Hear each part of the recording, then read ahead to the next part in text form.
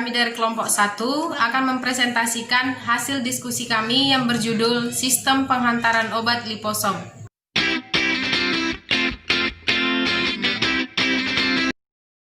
Liposom atau gelembung lemak, suatu partikel berair yang dikelilingi oleh turunan lemak. Lapisan ganda unilamelar atau multiselular dibentuk secara spontan dari fosfolipid dihidrasi sejumlah air. Etiologi liposom berasal dari bahasa Yunani. Lipo yang berarti lipid, soma yang berarti tubuh. Dengan demikian, lipid berada pada bagian dari liposom. Liposom merupakan partikel berbentuk vertikal sferis. Dindingnya tersusun atas molekul konstituen utamanya fosfolipid.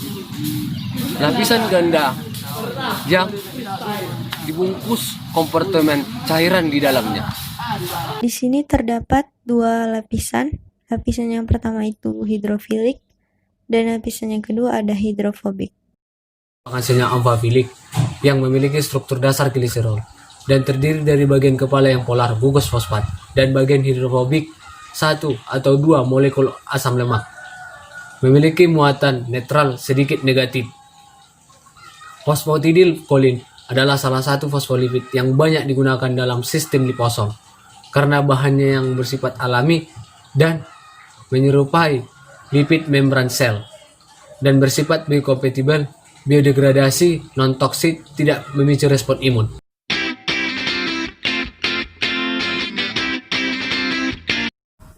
Baik, saya akan kembali melanjutkan. Di sini terdapat dua gambar. Gambar yang pertama itu ada struktur lamelar dalam keadaan gel padat, dan yang kedua ada gambar dari struktur lamelar dalam keadaan gel cair. Nah, liposom ini sendiri memiliki struktur lipid lapis ganda, sedangkan lipid lapis tunggal disebut misel. Lipid lapis ganda ini terbentuk karena adanya sifat termodinamika fosfolipid yang terjadi karena struktur lipid lapis ganda dari fasa padat menjadi fasa kristal cair, karena adanya pengaruh temperatur.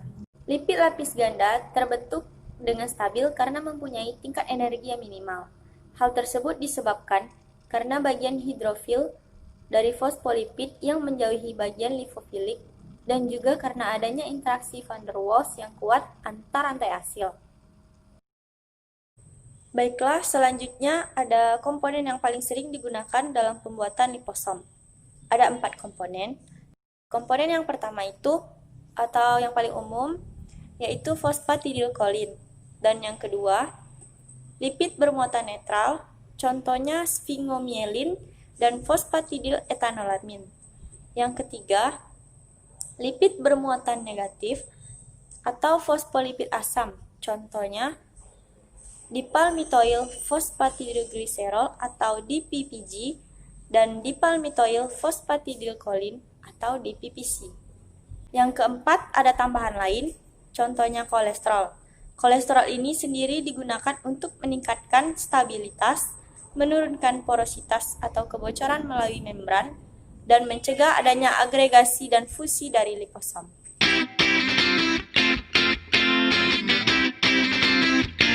Sifat-sifat dasar liposom. Liposom atau gelembung lemak merupakan partikel koloid yang terdiri dari molekul-molekul fosfolipid sebagai konstituen utama dalam pembentukan lemak lapis ganda tertutup atau obat lemak kompleks lembaran cakram.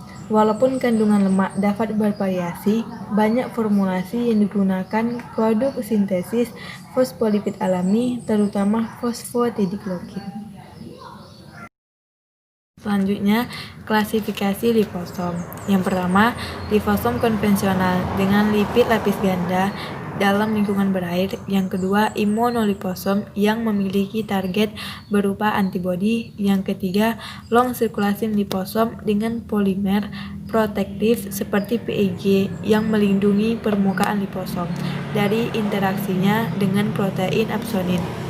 Yang keempat, long circulating immunoliposom dengan polimer protektif dan antibodi. Yang kelima, liposom generasi baru dengan berbagai modifikasi seperti partikel magnetik, polimer, stimulasi sensitif, dan lain-lain, dengan tujuan untuk meningkatkan waktu edar dan yang lebih lama, memperbaiki stabilitas, dan meningkatkan efek.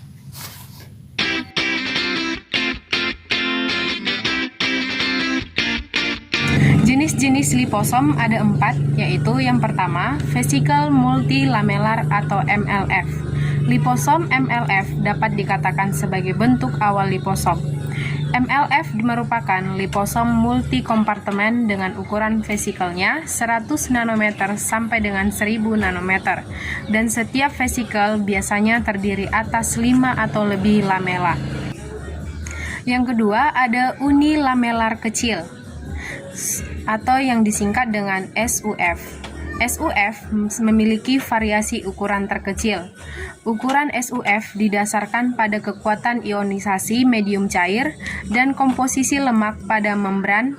Ukuran vesikelnya lebih kurang 15 nanometer sampai dengan lebih kurang 25 nanometer.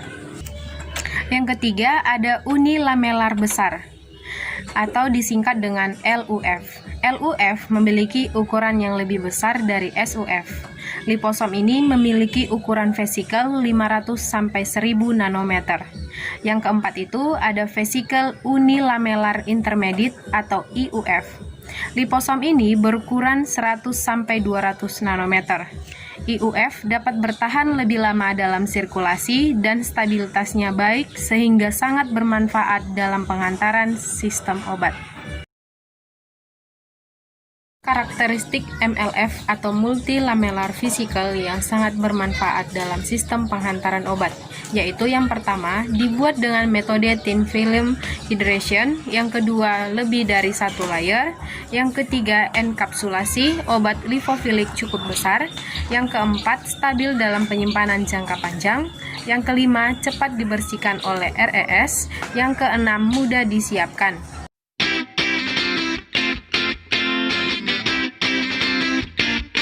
Berikut adalah skema dari mekanisme penghantar obat liposom. Baiklah, kita akan melanjutkan tentang mekanisme penghantaran obat liposom. Kita akan bahas pemasukan obat ke dalam liposom.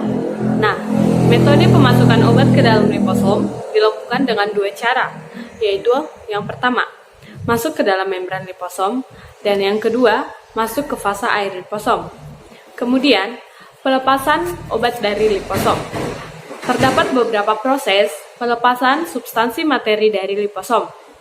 Nah, yang pertama, melalui fusi sempurna, membran sel target melalui cara ini, isi liposom akan terpapar langsung dengan sitoplasma sel dan tetap diselubungi membran biologis. Nah, yang kedua, liposom melepas isinya ke ruang interensial untuk selanjutnya substansi secara aktif diambil oleh sel melalui transport paraseluler.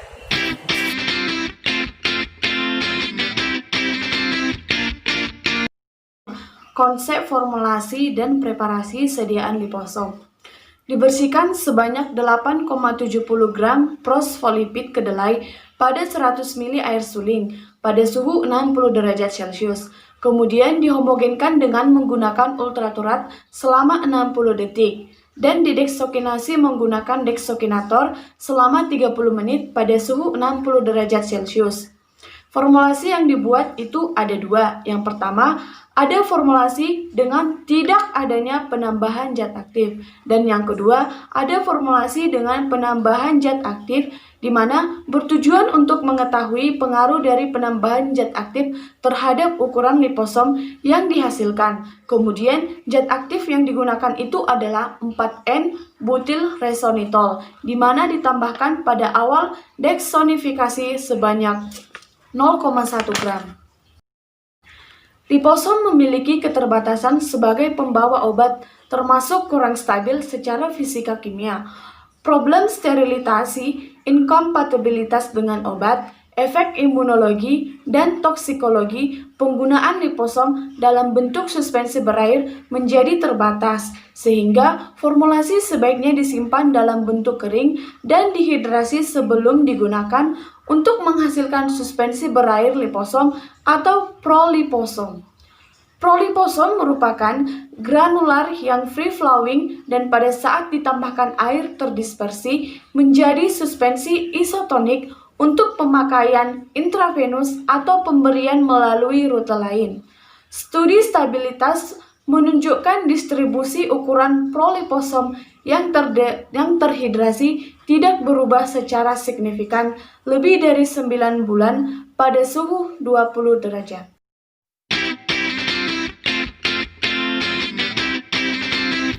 Kelebihan liposom. Ada beberapa kelebihan liposom. Yang pertama, meningkatkan efektivitas kerja obat dan mengurangi toksisitas terapeutik. Dan yang kedua, mudah dalam pembuatannya, sifatnya fleksibel. Dan yang ketiga, bersifat biokompatibel atau biodegradasi, non-toksik dan tidak memicu respon imun. Dan yang keempat, melindungi jaringan sehat dari pengaruh obat toksik. Dan yang kelima, modulasi sederhana dari karakteristik farmakokinetik dapat digunakan untuk sistem penghantar terpekat.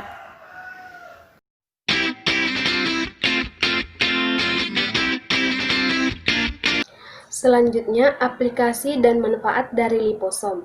Penggunaan liposom dalam bidang medis sudah sangat luas, di antaranya sebagai diagnosis, kemoterapi, imunoterapi, dan terapi gen. Liposom juga telah digunakan sebagai alat pembelajaran untuk mempelajari transport transmembran, permeabilitas lipid lapis ganda, fusi membran, dan interaksi protein lipid. Selain itu, liposom juga telah digunakan sebagai suatu pembawa obat, enzim, materi genetik, dan bahan kosmetik. Contoh penggunaannya yaitu yang pertama, penghantaran vaksin. Contohnya, vaksin hepatitis A. Yang kedua, obat anti kanker. Contoh obatnya yaitu 2-norobicin, doxorubicin, epirubicin, methotrexate, cisplatin, dan citarabin. Dan yang ketiga itu terapi gen atau DNA material seperti cDNA dan CFTR.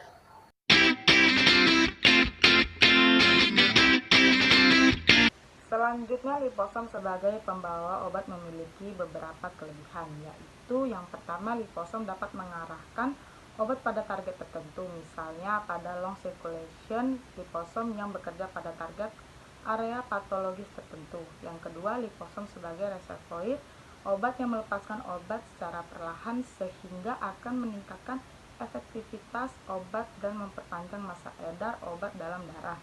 Yang ketiga, liposom dapat melindungi obat dari dehidrasi sebelum mencapai target. Yang keempat, liposom melindungi pasien dari efek samping langsung dari obat yang terpapar. Yang terakhir, liposom dapat melarutkan obat lipofilik yang sulit diberikan secara intravena, sehingga pemberiannya di kemudian hari akan lebih mudah.